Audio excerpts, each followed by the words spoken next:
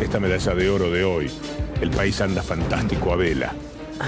Entonces, seguramente esto le da mucha fuerza en lo que está hablando ahora frente a los diputados. Pablo Caplan, buenas tardes. ¿Qué tal? Muy buenas tardes, un gusto saludarlo.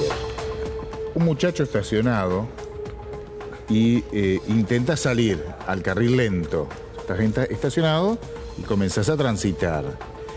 No prestó atención, no calculó bien, cosas de la conducción. Venía un auto, frena, no alcanzaron a chocar y eso genera una discusión entre ambos conductores. El de un auto se baja, el del otro también. ¿Qué te pasa? Una típica maniobra tonta, no más que eso. Lo que pasa es que el hombre mayor tiene un cuchillo, le provoca dos cortes, uno que lo hace sangrar muchísimo al otro conductor, al más joven, termina internado. Ahí estamos viendo imágenes del joven cortado, todo con un incidente de tránsito. Lo que pasa es que el que cortó era un juez. ¿Alguien puede ser juez si no se puede controlar con el tránsito o no tiene nada que ver? Un hombre que con un cuchillo lastima a otro conductor, ¿puede ser funcionario público? El juez dice, yo me defendí, pero si se defendió, ¿quién puede ser juez o no? En un rato le vamos a estar contando los detalles de esta causa, Víctor Hugo, y las dos versiones que tiene esta historia. El juez estuvo 1 hora en la comisaría y lo mandaron a la casa. No le pasó nada. Se dio a sí mismo la libertad. Sí, obviamente, juez. Ayer hablábamos de la neurosis que hay en la calle. Sí, tremendo. Mostramos lo de un ciclista que le hizo que no tenía que estacionar ahí a un taxista. El taxista lo corrió hasta la esquina y lo insultó muchísimo, pero no llegó a lo que este juez. Y en este caso le cortó el cuello con un cuchillo. Una cosa absolutamente incomprensible que también habla de la violencia callejera que hay, la intolerancia que se ve en la calle. ¿Con un cuchillo en el coche eso? Venía un asado. No es broma, lo dijo en serio, Lo dijo así, se defendió, venía un asado. ¿Y por qué tenía 2 cuchillos? 3, dice el denunciante. Venía de un asado. Y bueno, depende de la carne que le ponían. Sí, yo voy... Según la categoría de la carne, sí, el tipo de 2 cuchillo. o 3 cuchillos. Y las achuras muy otro. afilado. No, y las achuras tienen uno especial. Después tenía otro cuchillo para achurar. ¿Qué delirante puede estar una persona, ¿no? Porque todo muy loco. Un juez se supone que está acostumbrado a controlar sus emociones un poco más que otras personas. ¿O Totalmente. No? Bueno, con los fiscales que hay, si los fiscales nuestros controlaran sus emociones violentas de servilismo a los medios de comunicación dominantes, por ejemplo, no tendríamos tantos líos judiciales como los que hay. El gusto de presentar a Iván Jagroski. Víctor Hugo, ampliaron la denuncia por el robo de dinero contra la vicepresidenta de la Nación, Gabriela Marta Michetti. El abogado Leonardo Martínez Herrero pidió, entre otras cosas, que se investigue el pago de salarios a los empleados de la Fundación Suma que no tenía empleados. Yo sé que parece una ensalada, pero eso fue lo que pidió Leonardo Martínez Herrero, que se investigue a propósito del ilícito que no denunció en su momento la vicepresidenta. Le vamos a contar qué requirió el fiscal Guillermo Marijuán en este caso, Víctor Hugo. Todo lo que usted quería saber sobre las jubilaciones y no se atrevía a preguntar, se lo vamos a responder nosotros más adelante en nuestro programa. Una especialista muy destacada que ya ha estado en nuestro programa, la doctora Arce, estará respondiendo nuestras preguntas y también las que formulen ustedes a través de las redes sociales. Ahora me da mucho gusto presentar al señor Nicolás Gandini. Buenas tardes. Víctor Hugo, buenas tardes. ¿Cómo le va? Qué tardecita tenemos en diputados hoy, Cruces por todos lados, Aranguren contra Graciela Camaño. Axel Kicillof acaba de tomar la palabra. Lo que se está discutiendo concretamente es las razones del tarifazo de gas y electricidad. Es la última chance que tiene el gobierno de intentar explicar el porqué del aumento. Vamos a presentar, Nicolás, un informe con todo lo que ha ocurrido hasta este momento y luego retornamos con nuestros móviles, con los comentarios de Nicolás Gandini e Iván Jagroski a todo lo que sucede en torno a esta interpelación a la que ha concurrido el ministro Aranguren. Como la única verdad es la realidad que nosotros hemos recibido es que en estos 12 últimos años Argentina pasó de tener energía abundante, exportada y barata, a tener energía escasa, importada y cara. El sector que recibimos manifestaba un gran desorden en su funcionamiento, con roles y responsabilidades equivocadas, alta discrecionalidad y falta de transparencia, desabastecimiento y demanda insatisfecha causada por una distorsión de precios y atraso tarifario. Quiero decir, realmente fue planteado el conflicto de intereses. Creo que hay una especial interpretación de un accionista de la multinacional Shell, el ministro Aranguren, con relación a la ley de ética pública, a la luz de lo normado por los artículos 31 y 28 de la Constitución Nacional, cuando menciona que el decreto modificó la ley. Pero además, lo que quiero preguntarle, si cuando él hizo el ensayo, como lo manifestó textualmente, de prueba y error sobre las tarifas, pensó en lo que podían sufrir miles y miles de hogares argentinos que tuvieron que pagar y no pudieron pagar, incluso tarifas de un aumento porcentual exorbitante, 1.500, 2.000%, si pensó en eso. Porque esos son seres humanos a quienes debemos prestar atención. No son conejillos de India, son seres humanos. Quiero aclararle algo porque es fácil de buscar en la versión taquigráfica. Lo que pasa es que muchas veces las palabras luego se utilizan para otros motivos. Si usted va a la versión taquigráfica del Senado, mi respuesta, en la cual decía que estábamos aprendiendo sobre la marcha, estaba justamente referida a la tarifa social. ¿Por qué? Porque en ese momento se hizo una pregunta vinculada a los criterios de inclusión en la tarifa social y que había criterios que podían ir cambiando con el tiempo. Y en ese caso mi respuesta fue, también en este caso necesitamos aprender sobre lo que estamos conociendo de a quién le impacta la tarifa social. En ningún momento yo hice referencia a que nuestra política energética era la prueba y error. Simplemente para aclararlo, pero lo puede buscar en la versión taquigráfica del Senado de la Nación.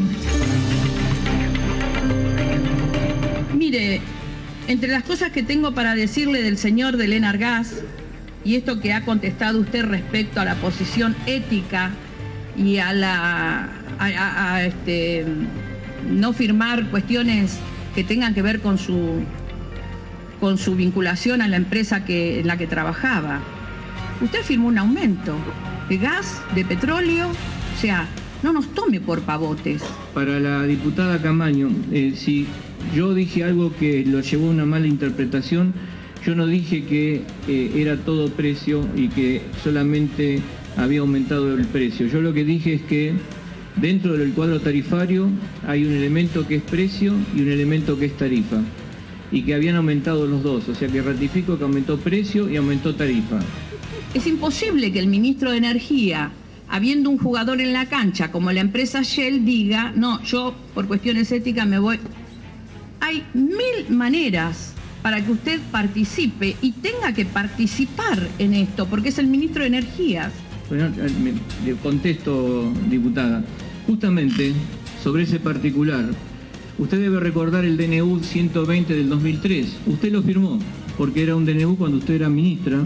Ese fue el documento o el instrumento que permite, en el marco de la Ley de Emergencia Pública, la 25.561, al Poder Ejecutivo tomar decisiones de emergencia vinculadas con lo que eran los contratos de concesión. Entre ellas, la renegociación de las actas de acuerdos firmadas con los distintos concesionarios y le autorizaba a tener ajustes transitorios de tarifa hasta tanto se efectuara la revisión tarifaria integral. La chicana de cuando fue ministro conmigo no va. Diputada Camaño, no solamente he sido ministra y efectivamente he firmado el decreto que usted menciona para regularizar tarifas, sino que además he participado de la primera parte de lo que fue el intento del anterior gobierno de resolver este problema. Ojalá, ministro, usted tomara esos instrumentos de trabajo que planteamos en la crisis,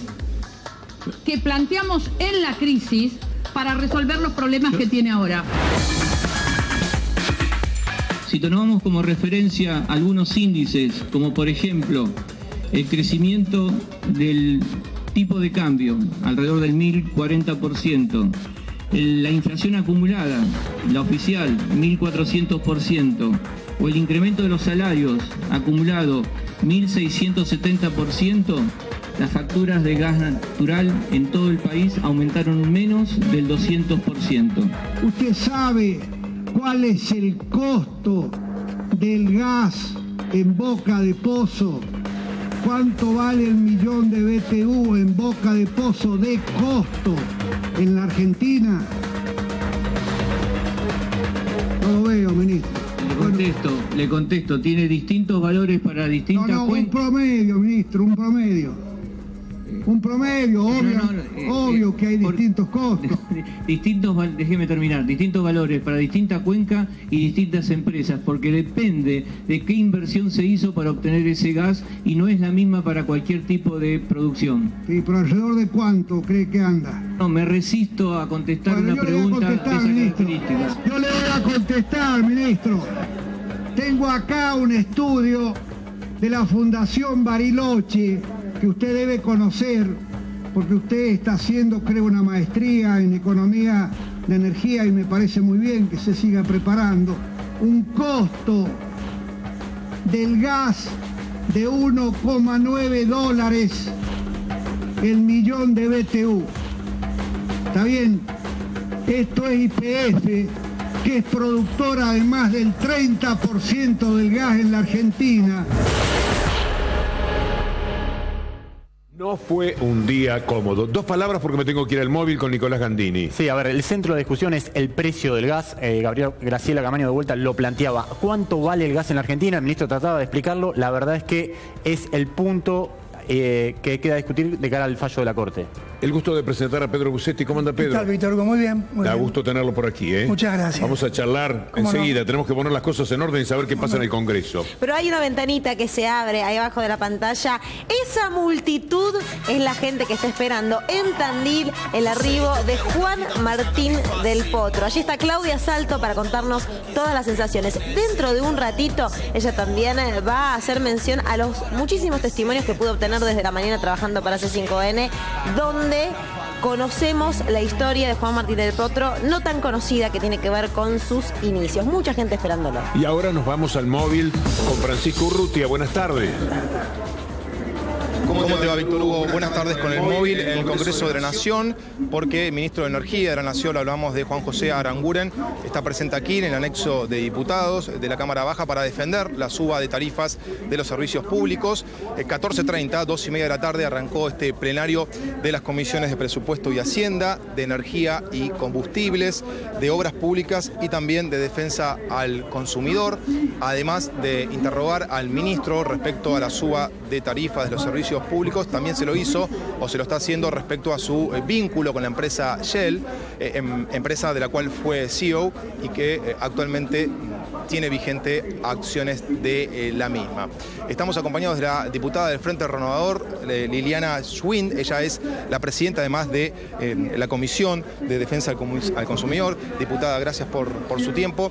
¿Qué balance hace hasta aquí de lo que viene siendo la exposición del ministro Aranguren? Mire, el balance la verdad que es bastante triste. El ministro, usted lo habrá visto, ya está la decisión tomada, tan solamente esperando que la Corte diga si es legal o no es legal, que lo llame a audiencia o que no lo llame a audiencia, que será eso todo lo que puede llegar a cambiar. Pero el hecho es que la decisión del aumento está tomada, no hay vuelta atrás, no hay piedad en esto con nada. La única piedad que podés ver es el tema de la tarifa social, pero acá no hay ningún replanteo de que lo que hicieron lo hicieron mal, ni ningún reconocimiento de eso, ni ningún reconocimiento de que hay un tarifazo y que el gradualismo lo reconoció, pero no lo dice. Dicen que hay gradualismo, el gradualismo es para las empresas, es para los inversores. El gradualismo no es para los usuarios. Está claro eso, quedó claro. A mí no me dio las respuestas, yo hice 4 preguntas, no me las contestó. En definitiva, le pregunté por el tema de los subsidios. Si estas mismas empresas que estuvieron subsidiadas durante tanto tiempo no hicieron las inversiones y hoy parece ser que si la Corte fallara en contra de lo que el gobierno pretende, mañana deja de funcionar el país. No va a haber obra pública, no va a haber gas, no va a haber inversiones, no va a haber nada. El jueves falla la Corte, el viernes se termina todo, no tenemos nada, según ellos, de la presión que le están poniendo.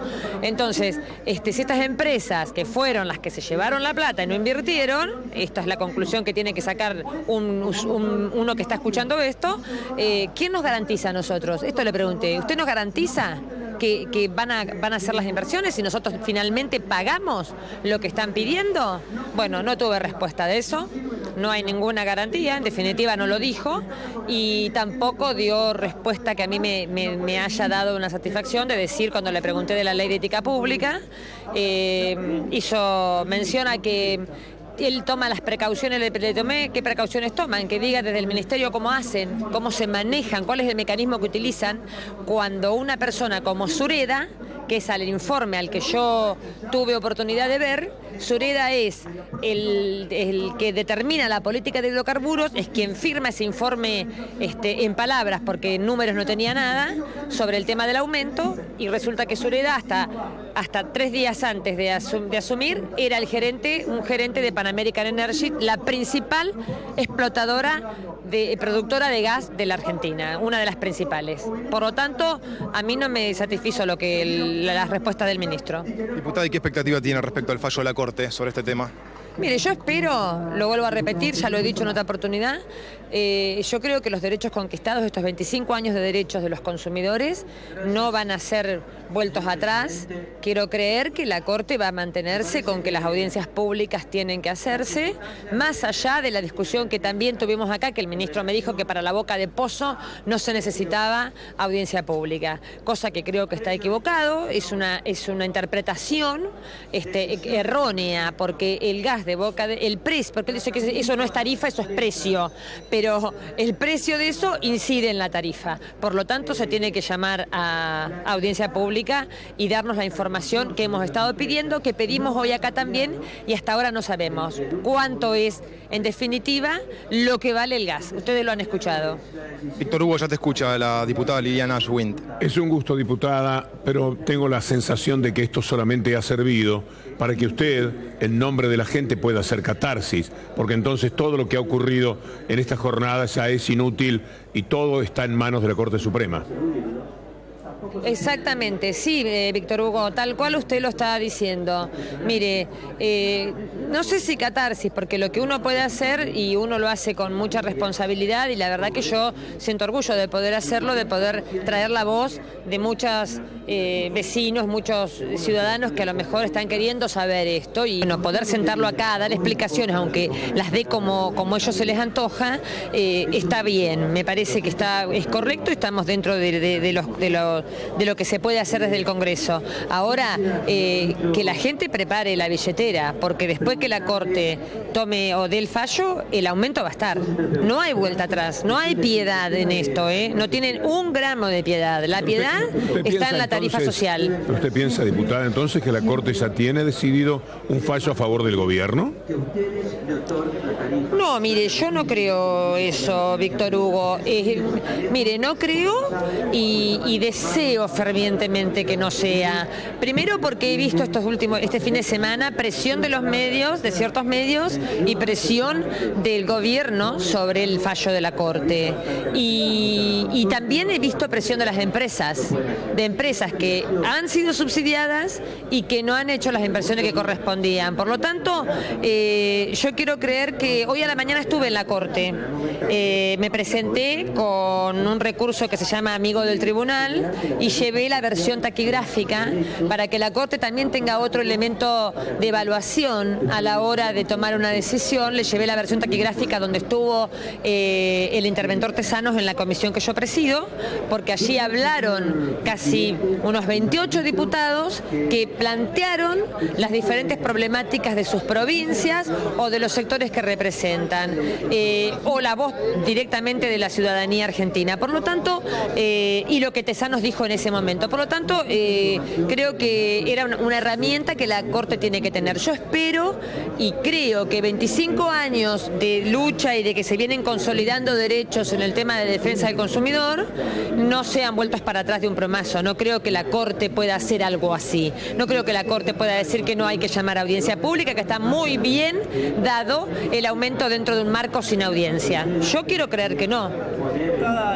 La saluda, buenas tardes. Tomo lo que usted usted decía recién sobre las presiones que sufrieron los representantes del máximo tribunal durante el fin de semana de los medios que acompañan la estrategia del gobierno. ¿Cree que puede incidir esa presión en la decisión última de Ricardo Lorenzetti, de Maqueda, de Hayton de Nolasco, de Rosati y eventualmente de Rosenkrantz, ¿no?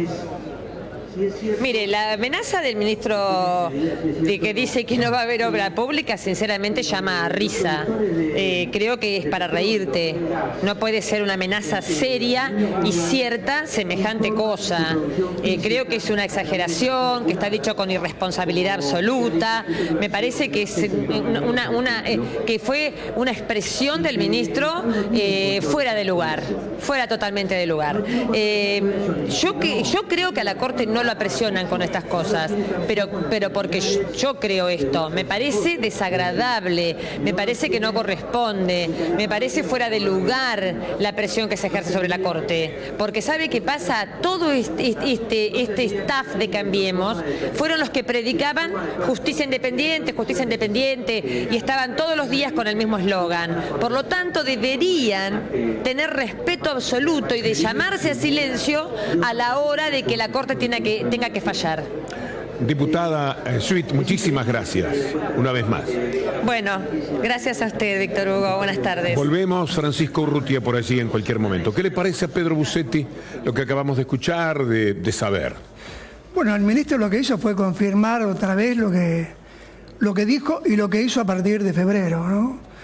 La decisión está tomada, no hay vuelta atrás, hay una concepción política económica del gobierno de que los precios que paguemos los usuarios en los servicios públicos estén atados a los costos, con lo cual es imposible que se puedan pagar, porque a ver, si hoy el aumento del megavatio de 90 pesos a 320, como se cobra actualmente, implicó un aumento del 400% promedio, en algunas áreas, aquí en Capital, en el área metropolitana, llegó hasta el 700%. Si el valor fuera como el que plantea Aranguren, de 700 pesos el megavatio hora, que es la energía mayorista, obviamente que el precio, la tarifa que pagaríamos los usuarios sería un 300, 400, 500% más. De la misma manera pasa con el gas natural. A ver, la resolución 28 aumenta el gas en boca de pozo de 2,60 alrededor de $5 el millón de BTU. Como se le preguntó, y le preguntó a la diputada Graciela Camaño, ¿cuál fue el estudio que motiva, que origina, que da fundamento al cambio de valor de 2,60 a $5? No lo hubo, no hubo respuesta. El ministro no dice por qué. Cuando el diputado Gioja le habla del valor del gas en boca de pozo que produce YPF 1,90 y le pregunta cuál es el valor promedio en nuestro país, que implica el que produce YPF, el que se compra Bolivia, el que se compra el GNL, y de ahí sale un precio promedio. El ministro dice, no lo quiero explicar esto. A ver, ¿por qué? Porque evidentemente no puede explicar lo que nos tiene que explicar en esas audiencias públicas que venimos reclamando y que nos hicieron. Este es el tema, saber cuál es el costo, y además, así si el costo fuera de $5 el millón de BTU, no puede ser que hoy un usuario de gas natural, un R34, esté pagando $9 el millón de BTU. Por lo que no pueden explicar es que se producen denuncias como las del ministro de Finanzas Prat Gai. Por una buena razón, pero estamos llegando tarde. La obra pública, que espero que la Cámara o que la justicia no nos suspenda para siempre la corrección de tarifas, porque como decía antes, vamos a tener que recortar obras públicas. Hay un presupuesto, no se lo tengo que explicar a un ama de casa, o un ama de casa o una familia. Si a una familia se le corta una fuente de ingresos, por la razón que sea, ¿qué va a hacer? Si la justicia no nos suspenda para siempre la corrección de tarifas, porque como decía antes, vamos a tener que recortar obras públicas. Sí, es impresentable lo que hace Prat Gai. En este contexto, en este marco, además, quienes dijeron, como bien señalaba la diputada Liliana Schmidt, que no iban a presionar nunca a la justicia, que no querían una justicia macrista. Es una vergüenza. Ahora le están diciendo a la Corte Suprema de Justicia: el país no marcha, el país se queda sin ruedas, el país es nada si ustedes no fallan lo que nosotros estamos esperando que fallen. Los que hemos fallado somos nosotros, que nos equivocamos muy feo en esto del tarifazo, porque no hubo gradualidad, porque hemos abusado de la posición dominante que el gobierno en estos momentos tiene, porque no hicimos las audiencias públicas.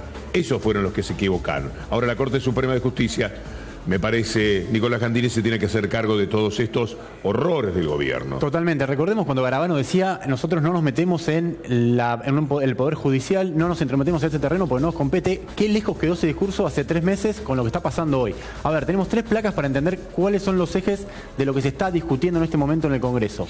El primero es justamente el precio del gas, digamos. Esa es la discusión. ¿Cómo se debe fijar el precio del gas en la Argentina? Lo que dice el gobierno es que el precio del gas es competencia del Poder Ejecutivo Nacional. Es decir, que el gobierno puede, en función de cuál es su política energética, a ver, si quiere desarrollar los yacimientos no convencionales de Neuquén, el TAIGAS de Neuquén y demás, puede fijar libremente el precio del gas. Lo que dice la oposición concretamente es que se deben realizar audiencias públicas. Esta es una discusión de fondo, digamos. ¿Por qué? Y deja de manifiesto lo poco o la poca voluntad que tuvo el gobierno para discutir esto, que para mí es el corazón del problema.